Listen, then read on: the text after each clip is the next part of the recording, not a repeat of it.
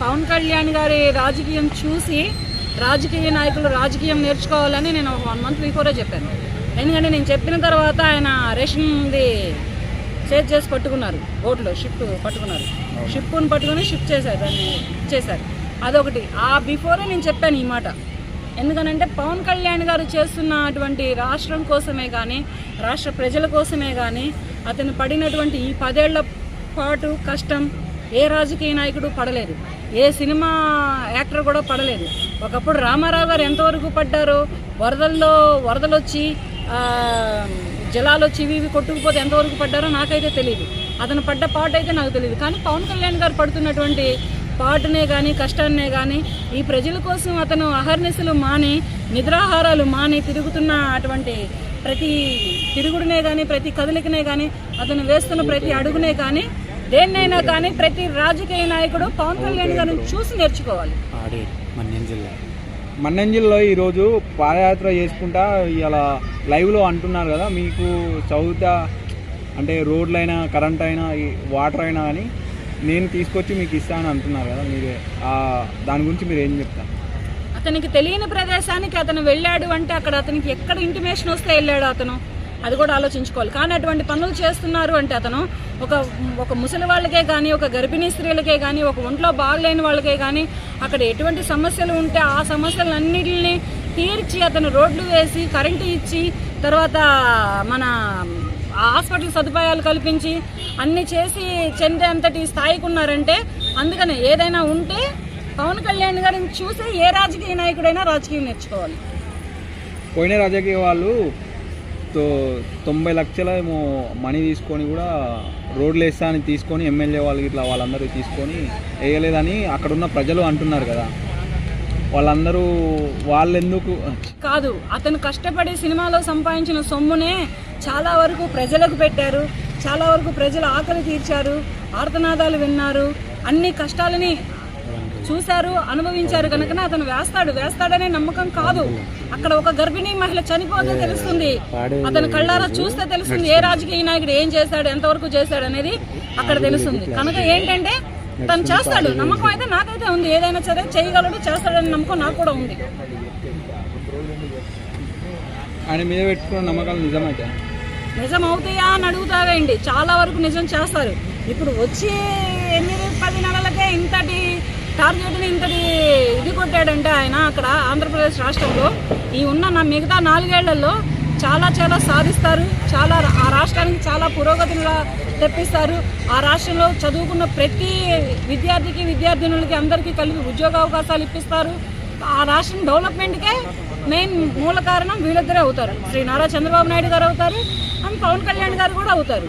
వాళ్ళు వచ్చిందే రాష్ట్రం డెవలప్మెంట్ చేయడానికి. ఆయన అన్నాడు కదా, నీకోసమే వచ్చారా నువ్వు పడుతున్న బాధ చూడలేక, నువ్వు పడుతున్న కష్టం చూడలేక, నీ ఆర్తనాదం వినే వచ్చా నేను బ్రతకాలి అంటే నేను సంపాదించుకున్న సినిమాలు, నేను చేసుకున్న నా సినిమా ప్రొఫెషనల్ నాకు సరిపోతుంది, నేను సంపాదించుకున్న నా సొమ్ము నాకు సరిపోతుంది, నీకోసమే నేను ఈ రాజకీయాల్లోకి వచ్చాను అని ఒక సగటు ప్రజలతోటి ఎప్పుడైతే మాట్లాడారో అప్పుడే ఆయన ప్రజానాయకుడు అయిపోయారు.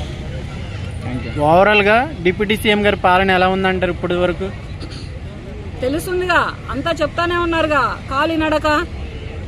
కాలినడక ఏదైనా సరే ఒక సినిమా రేంజ్లో రియల్ లైఫ్ కాకుండా రియల్ లైఫ్లో ప్రతి దాన్ని చేసి పట్టుకోవడం, ఎక్కడెక్కడ ఏ మూలలో ఏమేమి ఉన్నాయో మొత్తాన్ని బయటికి లాగుతున్నారు కదా. ఇలా లాగుతున్నారు అంటే న్యాయంగానే లాగుతున్నారు కదా, అన్యాయానికి అదేం పాల్పడట్లేదు కదా.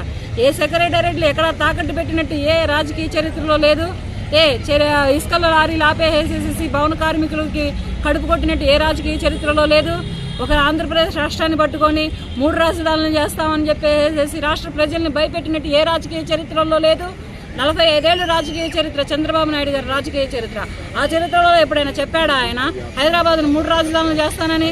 చెప్పలేదు. ఈయన ఏం చేశాడు, ఆంధ్రప్రదేశ్ 3 రాజధానులు చేస్తానని భయపెట్టాడు, భయభ్రాంతులను చేశాడు. ఎకరం మా రాష్ట్రం డెవలప్ అవుతుంది, మా బిడ్డలకు ఉద్యోగాలు వస్తాయి, మా బిడ్డలు బాగుపడతారు, మా ఏరియా బాగుపడుతుంది అని చాలామంది రైతులేంటి, చాలామంది ఉన్నటువంటి చిన్న చితక రైతులేంటి, వీళ్ళు కూడా పొలాలేంటి స్థలాలేంటి ఇచ్చి రాష్ట్రాన్ని డెవలప్మెంట్ కోసం ఇచ్చినప్పుడు వీళ్ళు వచ్చి రాష్ట్ర డెవలప్మెంట్ని ఆపేసారు. ఇప్పుడు మళ్ళీ రాష్ట్రం డెవలప్మెంట్ ఏ రాజధానిని మించిన రాజధాని అవుతుంది. ఈ చరిత్ర సృష్టిస్తున్నందుకు, ఇంతటి రాజకీయాన్ని నడుపుతున్నందుకు ఇతను కూడా ఎంతో ధన్యుడు. ఏంటంటే మొన్న ఏదో మన్యంలో ఏదో రోడ్లు వేయండి, మరి కరెంట్లు వేయండి, మరి వాటర్ సప్లై ఏంటి, ఇవన్నీ వేయడం కోసం వెళ్ళారు. మరి అక్కడ గర్భిణీ స్త్రీలు ఏంటి, ముసలి వాళ్ళు ఏంటి, తర్వాత చిన్నపిల్లలు ఏంటి, ఈ స్కూళ్ళు ఏంటి, హాస్పిటల్స్ ఏంటి, ఇటువంటి అరాకొర సమస్యలు చాలా ఉన్నాయి. ఇటువంటి సమస్యలు మరి ఆయన దృష్టికి ఎవరు తీసుకెళ్లారో, ఎలా వెళ్ళినాయో నాకు కూడా తెలియదు. కానీ ఆయన మాత్రం వెళ్ళారు. వెళ్ళి ఏంటంటే దాన్ని నిర్మూలిస్తున్నారు.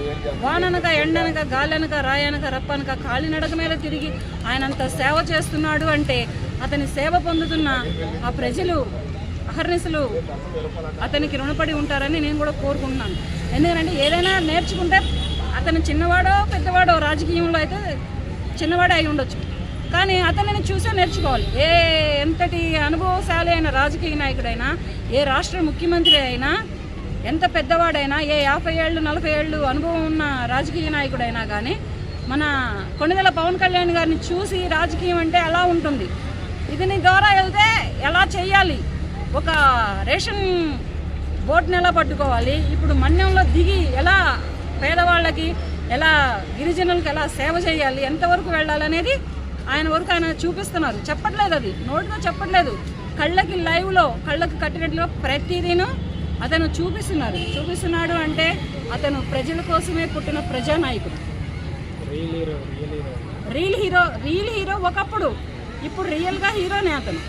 మరి ఇటువంటి ప్రజలకు ఇటువంటి సేవ చేసి, ఇటువంటి ఇది చేసి, అతని సినిమా ప్రొఫెషనల్లో సంపాదించుకున్న సొమ్మును కూడా ప్రజలకు దారాగత్తం చేసి, నీకోసమే వచ్చారా నేను అని సినిమా రంగాన్ని కూడా పక్కన పెట్టి రాజకీయ రంగంలోకి 10 ఏళ్ల బట్టి నలిగి మెలిగి ఒదిగి ఉండి అతని వాళ్ళ రోజు డిప్యూటీ సీఎంగా పదవి బాధ్యతలు తీసుకొని ప్రజలకు సేవ చేస్తున్నాడు అంటే అతను ఒక ప్రజానాయకుడే. ప్రజల కోసమే తన జీవితం, ప్రజలే తన దేవుడు. ఇక్కడ ప్రభుత్వం ఇప్పుడు కూడా దాదాపు 6 months అయిపోతుంది. కొంచెమైనా తేడా అనిపిస్తుందా గత ప్రభుత్వం?